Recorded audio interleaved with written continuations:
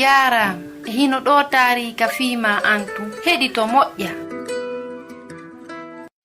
Fii Nuhu, Allah danday ɓen huluɓe mo. Ko honde tuma ɗan ndiyam accata Sadio? Jaka ko annabi Nuhu jogii goonga? Wallito men, Nuhu, udditu, accu men naata. Hari lanni laawaade.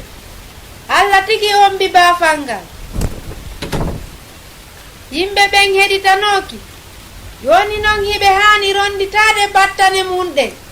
Ko non woniri haa jooni wonande ɓen dartotooɓe Allah.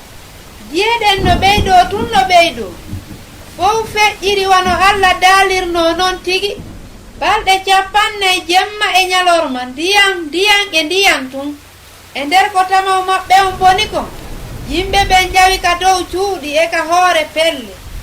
Hay nokkuureeji ɓurɗi e towde ɗin hari muti ko yahata meteraaji 5 ka ndiyam.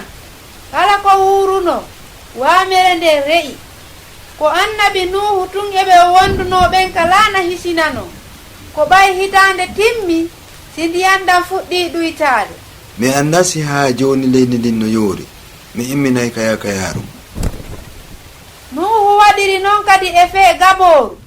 Himo faalanoo anndude si tawii colli ɗin heɓii nokkuure kadi waawata cippaade. Kono ɗi heɓaali nokkuure ka yoori.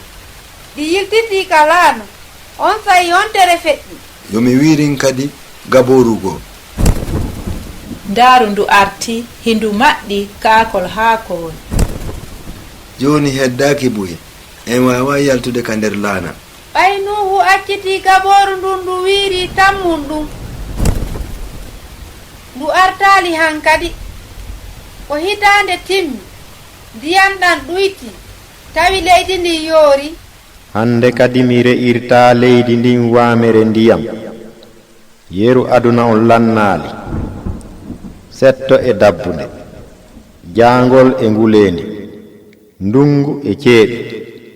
Jemma e ñalorma lannata. Mi ƴettoday e ma ahadi. Maande ndin ahadi ko yarowol ndiyam yowingol ngol ka duule. Kala ɓen hisinaaɓe yalti ka laana ko leydi ndin yoori. Ko honɗum adotoɗaa huuɗe si tawiino ko an woni annabi Nuhu? O moƴƴinanii Allah layyorde. O waɗani joomiraaɗo on sadakaaji. Ko non o jarniri Allah fii ko o hisinimo kon. Nuhu okkii Allah ngurdam makko ɗam. Ɗum welimo kanko Allah. Nuhu yaltu ka laana an e ɓeengure ma nden wondude e rewɓe ɓiɓɓe ma ɓen. Yaltinora noone mummunteeji e colli e kulle ɗen fof no haanuno yaltude ka laana.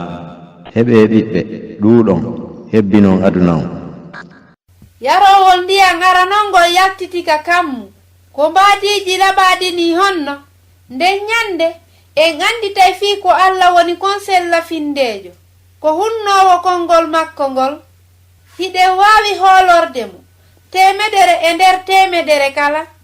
Anditu fii makko yeeso nde yiwɗaa yarowol ngol ka kammu nde ari wo. Ko Husaynatu wonnoo e yewtude ma. Mi weltanike ma fii ko heɗitiɗaa kon. Hiɗen e saari.